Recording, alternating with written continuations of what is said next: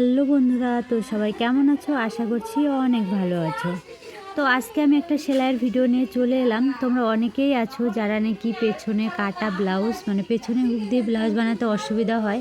মানে দেখো, যারা কাজ করো, যারা প্রপারলি কাজ করো তারা তো জানো, তাদের তো কোনো ব্যাপার নেই। কিন্তু দেখো, অনেকেই আছে যারা নতুন, তারা কিন্তু অনেকেই জানো না বা বোঝো না কীভাবে পেছনে কাটতে হয়, কিভাবে পেছনে হুকটা লাগাতে হয়।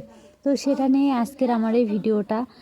আর সত্যি কথা বলতে জানো তো, আমার খুব দরকার একটা ভালো স্ট্যান্ডের। ভালো স্ট্যান্ড না নেওয়া হলে না এই কাজগুলো ভালো করে আমি কিছুতেই দেখাতে পারছি না। স্ট্যান্ডটা একটু দূরে, আমার ছোট্ট একটা স্ট্যান্ড আছে, আমি কোনোভাবে রেখে এসেছিলাম। আমি তো জানি না কি দেখা যাচ্ছে কি যাচ্ছে না। তো পরে দেখলাম এরকমই দেখা যাচ্ছে, পুরো ভিডিওটা হয়ে গেছে। কি করব, তো একটু কষ্ট করে আজকে দেখে নাও। তো দর্জিদের কাজ কি, শুধু ভালো কাপড়গুলোকে কেটে সেলাই করা, তাই তো। তো দেখলে ব্লাউজটা আমি বানিয়েছি, বানানোর পরে মাঝ বরাবর কি করলাম, সমান করে ভাঁজ করে সেই ভাঁজ বরাবর কেটে নিলাম। এবার কেটে নিলেই হয়ে গেল। এরপর দু টুকরো কাপড়ের প্রয়োজন। তুমি যে কাপড়টা দিয়ে ব্লাউজটা করেছো সেটা সুতি হোক, কিংবা অন্য কোনো কাপড়, যে কাপড় হোক, সেই মাপ করে, সেই মাপের থেকে একটু বড় করে কাপড় একটু মোটা করে কেটে নেবে। একটা হুক পট্টি, একটা ঘাট পট্টি। যেমন সামনের দিকে একটা হুক পট্টি হয়, একটা ঘাট পট্টি হয়, পেছনের দিকে সেম একইভাবে করতে হয়। সেই কাপড়টা নেওয়ার পরে ব্লাউজের সোজা দিক আর কাপড়ের সোজা দিক একভাবে রাখলে, ব্লাউজের সোজা দিকের উপরে যে টুকরো কাপড়টা নেছো সেটার সোজা দিক ফেলে সেলাই করে দিলে। একটা সেলাই করে দেওয়ার পর ওপর দিয়ে আরেকটা চাপ সেলাই করে দিলে হয়ে গেল। এরপর দেখো, একটা হুক পট্টি হয়ে গেল। আর যেটা ঘাট পট্টি হবে সেটাতে কি করতে হবে, একটা চাপ সেলাই দেওয়ার পরে ভাঁজ করে তুমি যে ঘাটটা লাগাবে তার জন্য যে জায়গাটা, সামনের যেভাবে সেলাই করো সেভাবে ভাঁজ করে কিন্তু সেলাই করে নিতে হবে। তাহলে হয়ে গেল পেছনে হুকের ঘরের জায়গাটা, তো কমপ্লিট হয়ে গেল।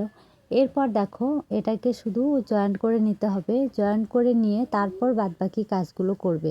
এবার দেখো, গলাটা যে তুমি যে গলা রাউন্ড করেছো, চৌকো করেছো, যাই করো না কেন, গলার লেভেলটা যেন এক থাকে, সেইভাবে লেভেলের সঙ্গে এই যে নিয়ে নিতে হবে। সুন্দর করে লেভেলের সঙ্গে নিয়ে একটা ছোট্ট করে সেলাই দিয়ে দিলে, পুরোটা দিতে হবে না, কিছুটা সেলাই দিয়ে দিলে যেন আটকে থাকে। হ্যাঁ, এরপরে নিচে যদি একটু বেশি হয় তাহলে কেটে দাও, কেটে সমান করে দাও।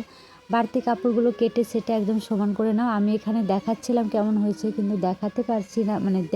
আমি দেখিয়েছি কিন্তু ক্যামেরা ক্যাচ করতে পারেনি, ধরতে পারেনি, কারণ আমি অনেকটা উপরে দেখিয়েছি। আমি জানি দেখা যাচ্ছে, কিন্তু পরে দেখলাম দেখা যায়নি। যাই হোক, এই যে দেখতে পাচ্ছ জয়েন্ট করে নিয়েছি। এবার আর একটু কাজ আছে নিচের দিকটা। তো নিচে যে ফলস লাগাতে হয়, ফলস বলতে নিচে পট্টি, কোমর পট্টি যেটাকে বলে, সেই পট্টিটা লাগানোর জন্য দেখো, তোমাদের অনেক সময় কি হয়, কাপড়ের পিস কাটার পরে কিন্তু কাপড়ের পিস বেশি বেঁচে থাকে না যে কোমর পট্টি লাগাবে, এরকম কাপড় কিন্তু খুব কম থাকে। আর এই ক্ষেত্রে না, এই যে পিছলে পিছলে টাইপের যে কাপড়গুলো থাকে, সেই কাপড়গুলো দিয়ে করলে না খুব অসুবিধাও হয় কাজ করতে। এই জন্য কী করবে, ভেতরে যে ইনারটা ব্যবহার করো, ইনার বলতে যে লাইলিংটা ব্যবহার করো ভেতরে সুতির, এটা দিয়ে কিন্তু কোমর পট্টি হুক, কোমর পট্টি আর গলার পট্টি তোমরা লাগিয়ে নেবে। এটা দিয়ে লাগালে কিন্তু খুব সুন্দর হয়। তো আমি এখানে দেখো, সেই ইনারগুলো যেগুলো টুকরো টুকরো করা ছিল সেগুলো নিয়ে নিয়েছি। আর তোমার কাছে টুকরো না থাকলে গোটা কাপড় থেকে একটু তেরসা করে কেটে নিতে পারো, কেটে নিয়ে লাগিয়ে নিলেই হয়ে যাবে।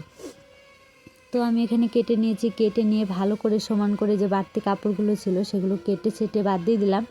এরপর দেখো, এই যে কাপড়টা যে আমাদের যে সেলাই করা, যেটা সেলাই করেছি সেটা উল্টো পাশ, সেই যে পট্টিটা সেলাই করেছি জোড়া জয়েন দিয়ে, তো উল্টো পাশটা উপরের দিকে রাখবো আর সোজা পাশটা ব্লাউজের দিকে রাখবো। ব্লাউজের সোজা পাশ আর কাপড়ের সোজা পাশ একদিকে রেখে একটা সেলাই দিয়ে দিলাম। তারপরে যেটা দেখছো ছোট ছোট কাট দিচ্ছি, এই ছোট ছোট কাটটা দেওয়ার একটাই কারণ, কাপড়টা কী হবে, ভালোভাবে বসে যাবে।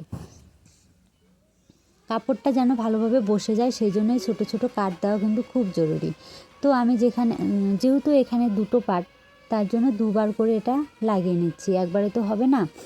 তো এই যে দেখো, কেটে যতটা লাগবে ততটা রেখে বাকিটুকু বাদ দিয়ে দিলাম।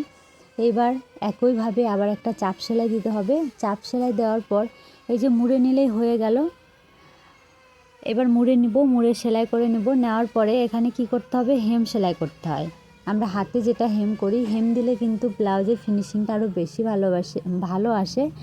আর তোমরা চাইলে, যারা যে আমি হেম সেলাই করব না, মেশিনে করব, মেশিনেও কিন্তু করা যায়, এভাবে ধরে মেশিনে সেলাই করে নিতে পারো। কিন্তু আমি এখানে হেমই করব, সেই জন্য রেখে দিলাম। তো ভিডিওটা কেমন লাগলো অবশ্যই কমেন্ট করে জানাবে। আমি নিজেও জানি আজকে ভিডিওটা খুব একটা ভালো হয়নি, তবুও যারা যারা দেখেছো তাদেরকে অসংখ্য অসংখ্য ধন্যবাদ। কোনো কিছু কাটিংয়ের ভিডিও যদি তোমরা দেখতে চাও তাহলে অবশ্যই